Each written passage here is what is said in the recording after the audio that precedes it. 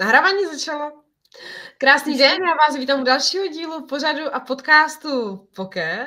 A nově si tady s náma bude kecat Martinka Pecháčková. Já jí mám moc ráda, Martinku. Ona je v podstatě taková, ty jsi pro mě taková, jakoby, taková úplně víla. Ty jsi asi jedna z nejjemnějších jako bytostí, které znám. Jsi taková jako něžná celá. A Martinka hodně pracuje s energiemi, dělá třeba i energetické očisty.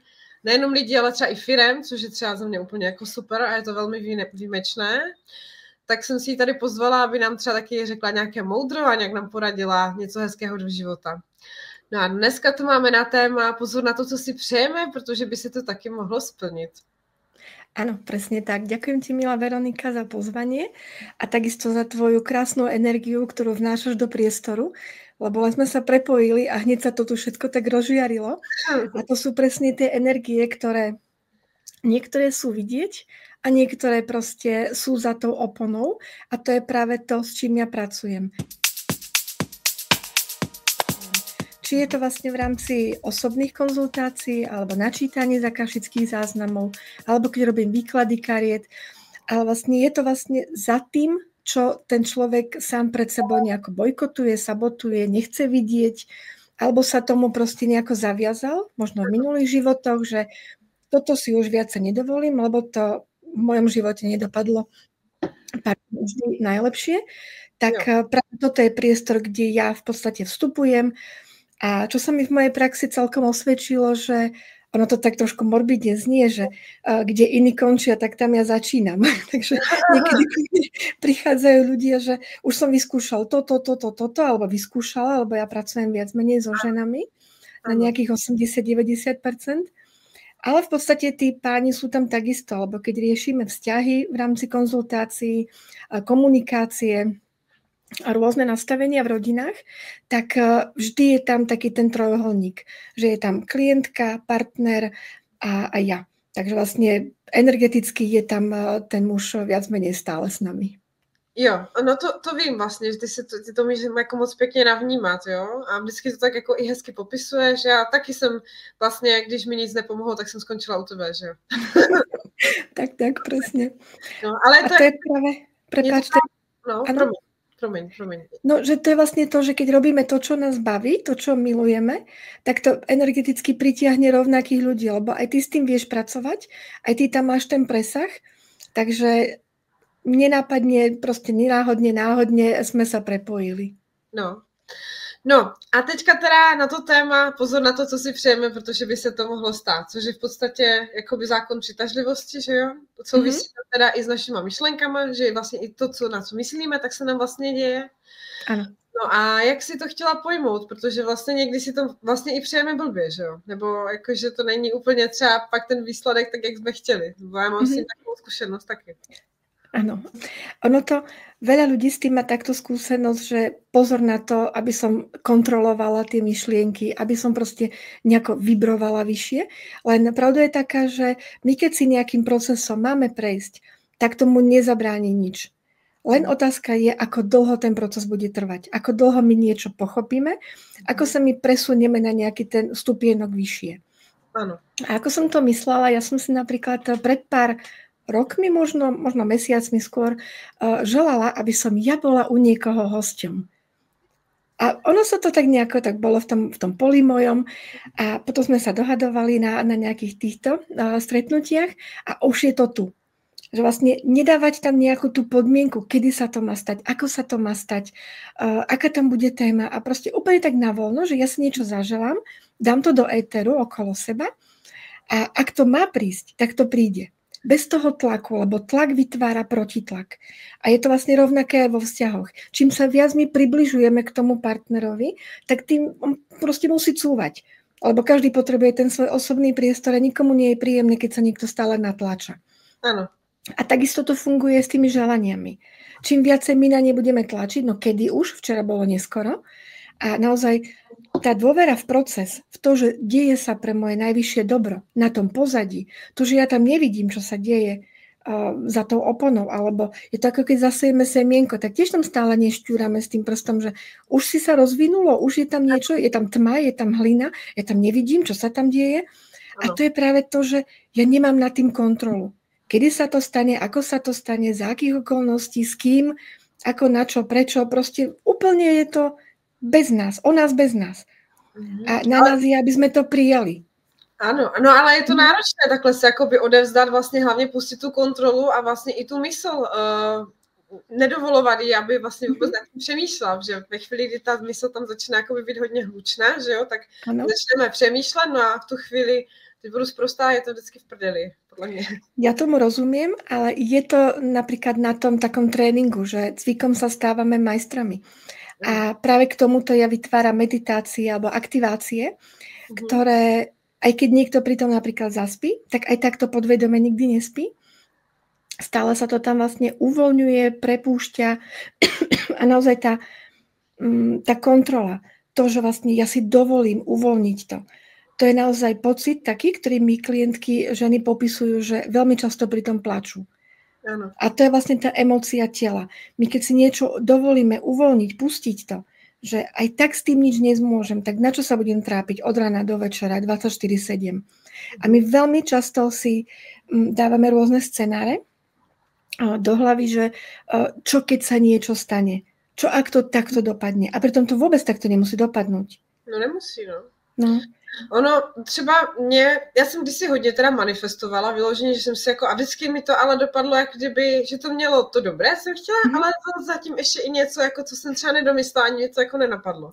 Ano. A dělala se mi to celkem často a pak už jsem si říkala, že to vlastně kašlu, že mi to jako, že to ani nechci a řekla jsem si, že ať se mi děje jenom prostě to, co mám a to je pro mě to nejlepší možné a já to budu jenom jako...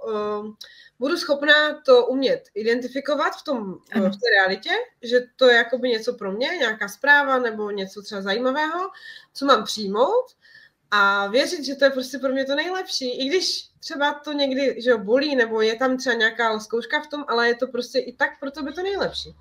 Áno, je to úplne tak, ako vravíš, pretože k nám sa do života nedostávajú náhodou ani ľudia, ani situácie.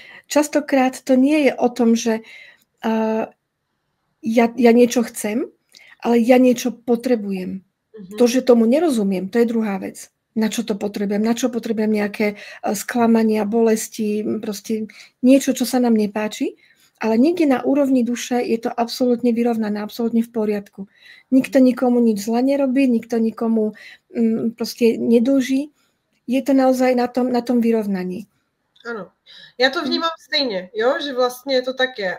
Akorát ne vždycky je to na první pohled zřetelné, většinou nám to dojde až třeba časem, že jo, že když se třeba něco zrovna v tu chvíli děje, člověk se nějak třeba trápí, tak třeba ta bolest ho trošku oslepí, no. Ale potom vlastně za čas vždycky přijde na to, proč to tak bylo a že to vlastně bylo to nejlepší, co se jakoby mohlo stát, no. Ano, je to přesně tak. Ty mi pověz, to mě zajímalo, že hodně se řeší třeba jako karma a různé i karmické vztahy, nebo vlastně i ty vazby s těmi lidmi, které jakoby tak různě jako potkáváme. Někdo říká, že to třeba vůbec už odžívat jako člověk nemusí, jakoby takové ty stretnutě, to řeknu po těch duší. Ale ja si třeba myslím, že sa tomu nedá vyhnúť. Ako. Nedá, pretože niektoré veci sú naozaj v takom tom božskom poriadku, v takom tom načasovaní a my ako, môžete si to predstaviť ako nejakú špirálku. A my na každom okruhu sa s niekým stretneme.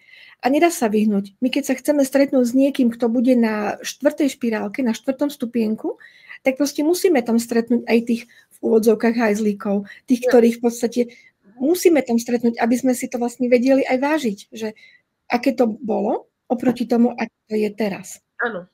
I to nás posúva najviac, keď veľa trpíme, lebo ľudia sa menia z 2 dôvodov najviac. Keď ich to bolí, keď ich to už proste už nevedia kam skonopí, alebo majú veľký cieľ, veľký sen. Ale ten veľký sen je taký prchavý, taký, že no aj tak je to ďaleko, aj tak sa tam nikdy nedostanem, alebo to bude dlho trvať, pritom ten čas je veľmi plastický a dá sa s ním krásne pracovať aj na časovej ose. S tým vlastne ja pracujem v tých harmonizáciách, že to posúvam alebo približujem. No a práve cez tú bolesť, pretože my keď až príliš trpíme, tak je to vlastne fakt na tom dne, kedy sa my až odrazíme, že proste už sme takí naštvaní na seba, že už stačilo, už dosť, už nebudem proste tá obeť a proste vyšupnem sa hore, nadýchnem sa, odrazu sa pozriem okolo seba a veď ja môžem požiadať o pomoc.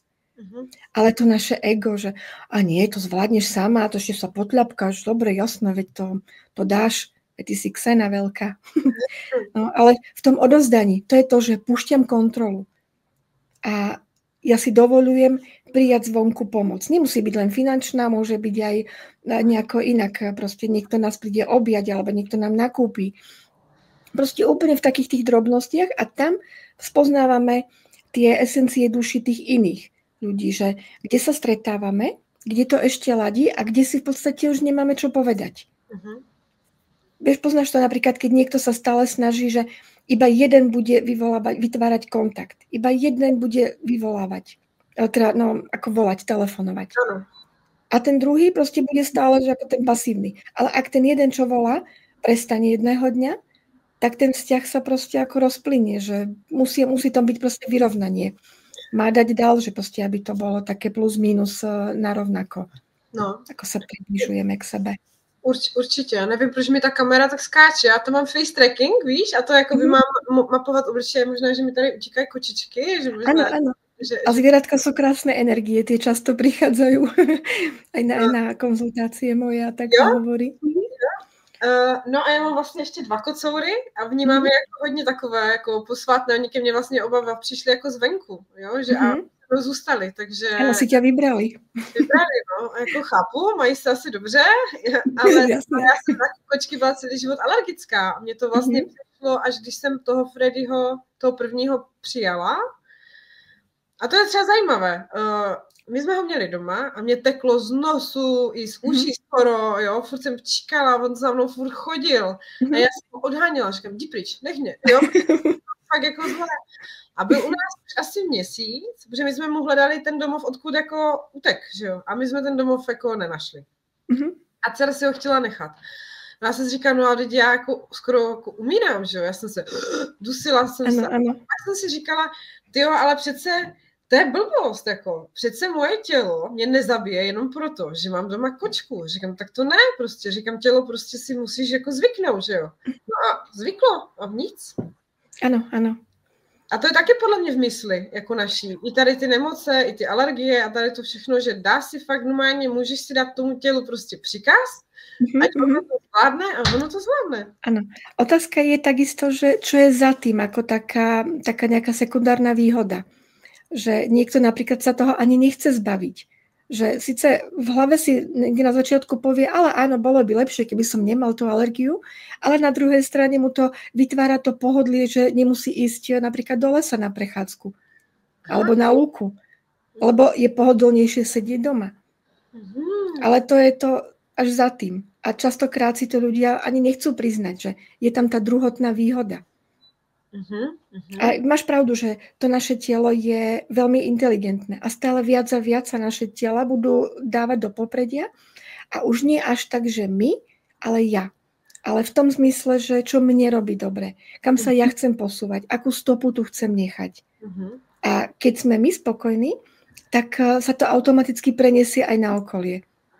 A naopak, keď sme zamračení, tak takisto to tá rodina prostě odskáče, alebo prostě... Jasně. A to i vidíš třeba, když já nemám třeba dobrou náladu, tak na mě jako by se jako všechno mračí, že jo? Děti, venku lidi a hned to schytáš. Jo? To je prostě dobré mít dobrou náladu. Že nám i z takové vyčuranosti bych řekla, je dobré se mít dobře, protože pak je ti prostě pořád dobře, že jo? Áno, ale je dôležité aj to nehnevať sa, netrestať sa za to, že tak dnes mám zlú náladu. Dnes v podstate ono to všetko patrí k tomu. Keby sme išli stále len na tie pozitívne vlne, chceli by sme byť stále len šťastní, tak kto je absolútne šťastný?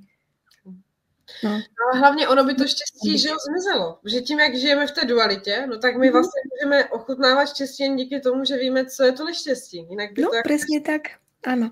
A takisto, keď sa tešíme zo slnka, keď je pár dní zamračené, ale aj to vlastne prináša akože nejaké ty benefity. Určitě. No a ještě mi teda pověz, když si někdo třeba takhle chce přát, tak jestli si může třeba nějak jakoby přát, ať se mu to vyplní, jestli na to třeba nějaký rituál, nebo jak by to měl člověk ideálně dělat? Ja som mala taký rituál na Vianoce, na Štedrý deň a potom na Silvestra a na Nový rok. A toto je presne to, že my keď vieme, čo máme urobiť, kedy máme urobiť, ako to máme urobiť, aby to bolo bezpečné, jednak pre nás a jednak pre tých ďalších ľudí. Lebo všetko sa to vlastne odvíja, sme sociálne bytosti, ako to, čo sa dotýka mňa, moja sloboda, moja voľnosť vlastne končí tam, kde sa začínajú hranice toho druhého človeka. Tak vždycky dať pozor na to, aby sme si želali pre seba. Nie pre manžela, nie pre dieťa. Ako môže tam byť niekde vzadu, že áno, aby sme sa mali ako rodina, fajn, ale v prvom rade si želať pre seba. A sú na to rôzne také pomôcky alebo barličky, že proste ako to urýchliť. Ako to napríklad v tom správnom načasovaní. Otvoriť ten svoj portál. Potom nezabudnúť ho zase zavrieť. Aby sme nechodili ako také majaky po ulici, že álo, tu som, poďte všetky entity a všetky tie negatívne veci ku mne a ja to všetko nachytám a potom prejdem k tej zmenenej nálade, lebo toto je taký signál toho, že niečo sa deje, kedy nám tá naša nálada extrémne kolíše.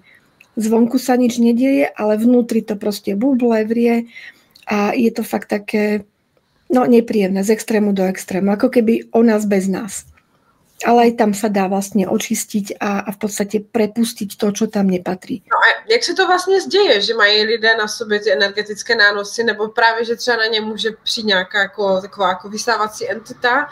Bývá to spojené třeba s nějakou zkušeností v realitě? Jako, že třeba nějaký člověk se třeba na tebe naštve a to tam způsobí nějaký flek v energii? A nebo to může stát i jen tak jako bezdůvodně?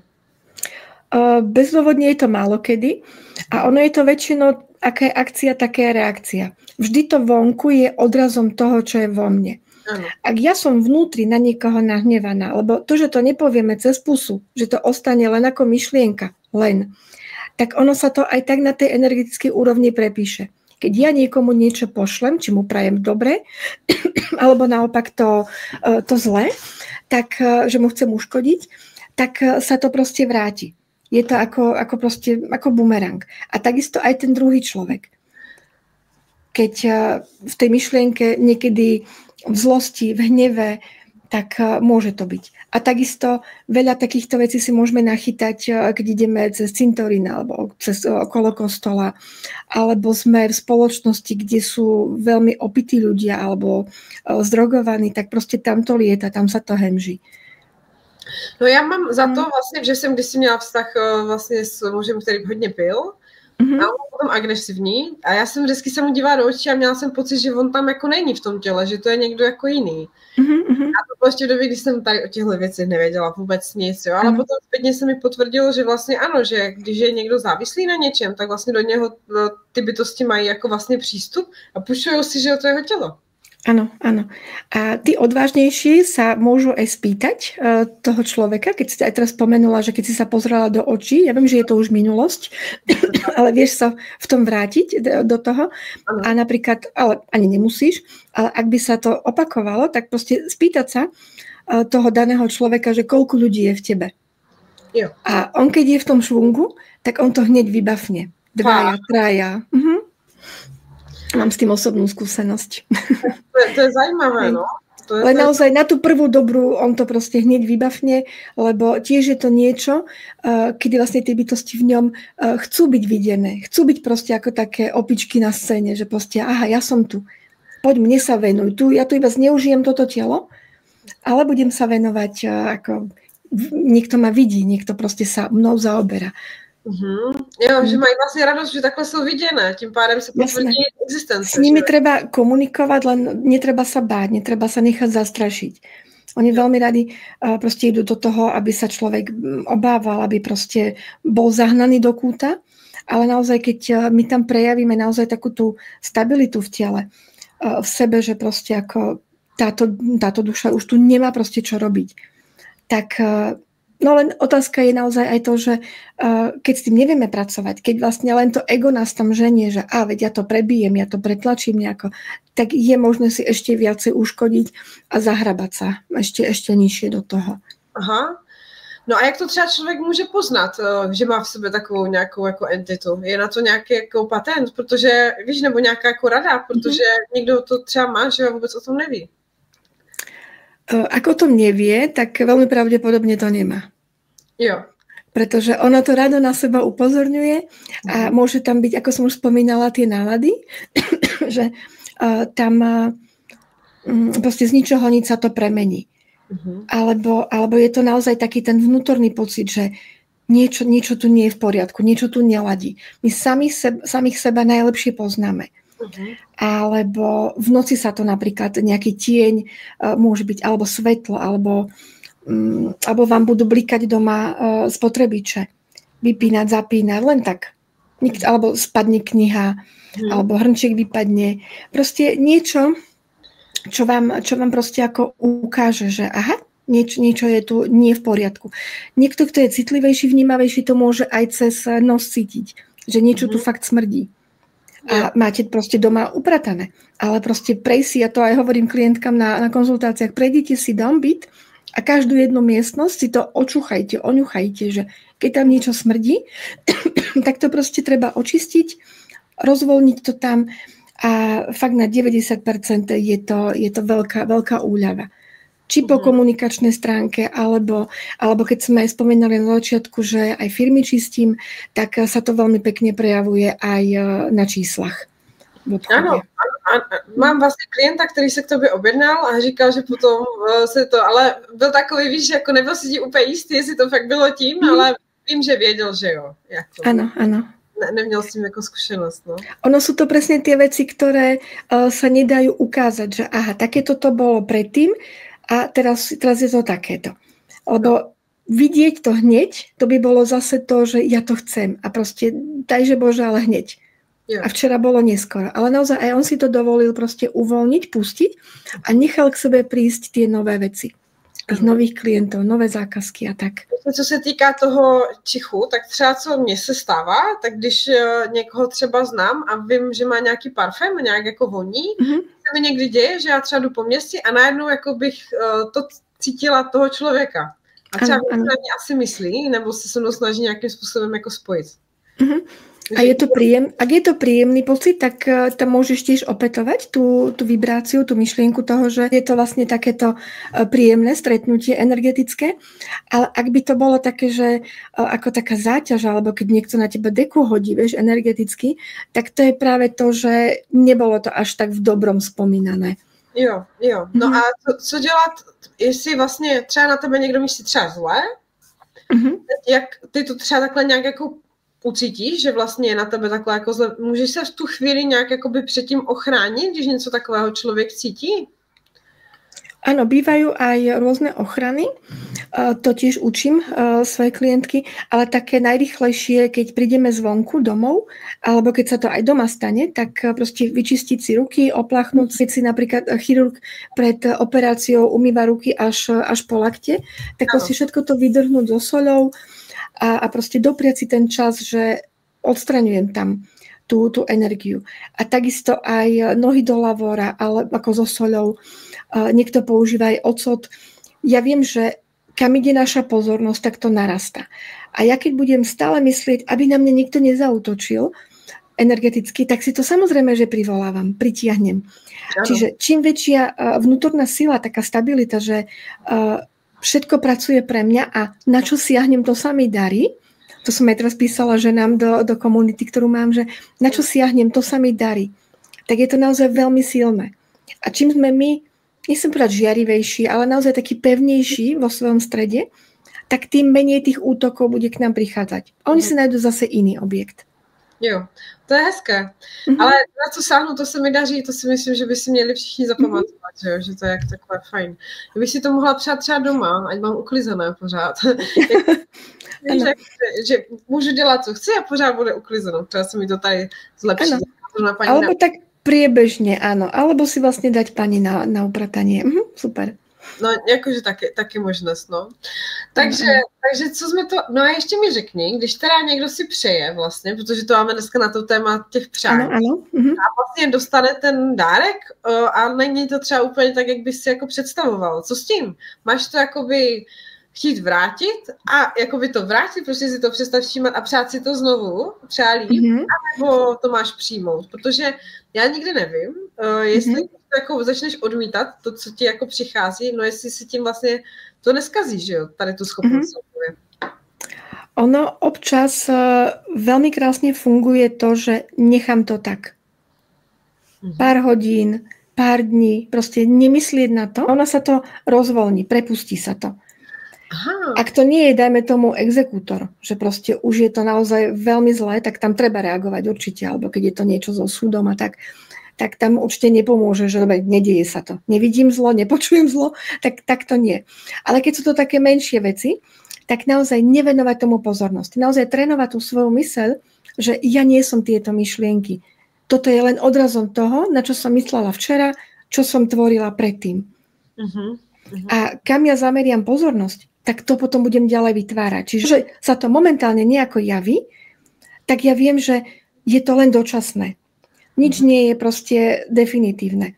A všetko sa premieňa. Čiže my keď si... je situácia možno mesiac, dva, kedy sa mi nedarí, tak viem, že aj toto obdobie raz skončí. Ja to rada pripomínam napríklad pri tom, keď máme malé deti a tiež má obdobie, že sa aj 8-krát za noc zobudí to dieťa. A tá mama je unavená, nevyspatá, hovorí si, že toto nikdy neskončí, ale potom to dieťa odrazu má 10 rokov, 15 a ono prespí nie len, že celú noc, ale aj celé doobedie.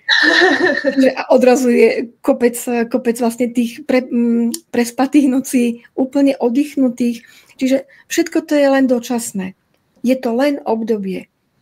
A naozaj tá myseľ sa upokojí a pracovať buď s vedenými meditáciami, s aktiváciami, vizualizáciami niekoho, kto vás tým prevedie. A potom môžete prejsť do toho, že ja samu seba vediem. Lebo my sme každý sám pre seba tým najlepším sprievodcom. Lebo predstavte si, že máte nejakého gurua, mu fakt dôverujete a ten proste zomrie. No. A čo? Skončila vám stopa. Vodítko vám odoplí a kam pôjdete. Tak preto treba vlastne stále sa obracať do seba, lebo tie odpovede máme naozaj v sebe. Je fajn sa inšpirovať, pýtať sa tých druhých ľudí a každý máme nejakú inú cestu. A aj tými nevydarenými želaniami, tými skúsenostiami sa učíme. Povieme si, aha, tak toto bola nie veľmi taká skúsenosť, ale asi som to potrebovala, tak idem niekam inam teraz. Ale v tom prijatí je veľké oslobodenie. Prijímam to také, aké to je a prijímam aj to, že neviem s tým momentálne nič urobiť. A odovzdávam to. Proste neviem a hotovo. Dovolujem si nevedieť. Je v tom naozaj veľká úľava. A potom sa to zase naštartuje. Ano, ale fakt nesmí tam být ty tlaky, no. Člověk by měl být pořád spíš tak jakoby v klidu, ale někdy je to těžké. Nemít tam, když ti na tom třeba záleží, nefokusovat na to tu pozornost. Ano. Někdy je to takové mistrovství to umět zvládat jako dobře. Súhlasím, ale aj o tom je tá terapia tým životom, tá skúsenosť. Preto sme sem prišli, aby sme zažívali tie aj dobré veci, aj tie ťažšie. Lebo keby bolo všetko slnkom zaliaté, tak proste bavilo by nás to dlho. Asi veľmi nie. A hlavne by to by vlastne zmizelo, že jo, potom všechno. No, taká šťava toho života. No tak jo. Martinka, že jsme si hezky pokecali, že to dneska mohlo stačit, ale ráda bych tě pozvala i na příště. Ja budem veľmi rada. A napadá ti nejaké téma, ktoré by sme si mohli dať? Tému, ktorú ja momentálne riešim najčastejšie, je téma dlhoročných partnerstiev. Manželstiev, partnerstiev a odrazu po tých 20-30 rokoch neladí. Takže či ostať spolu, či sa vlastne rozchádzať, čo s tým? S tým takým klbkom nedorozumení dlhoročných vzťahov. Ja neviem vôbec nic. Klidne môžeme o tom popovídať aspoň o tom. Jo. Tak uvidíme, čo nám k tomu potom príde. Tak jo. Ďakujem ja takisto za pozvanie, za tvoju energiu a čas. Krásne všichni. Ahojte všetci.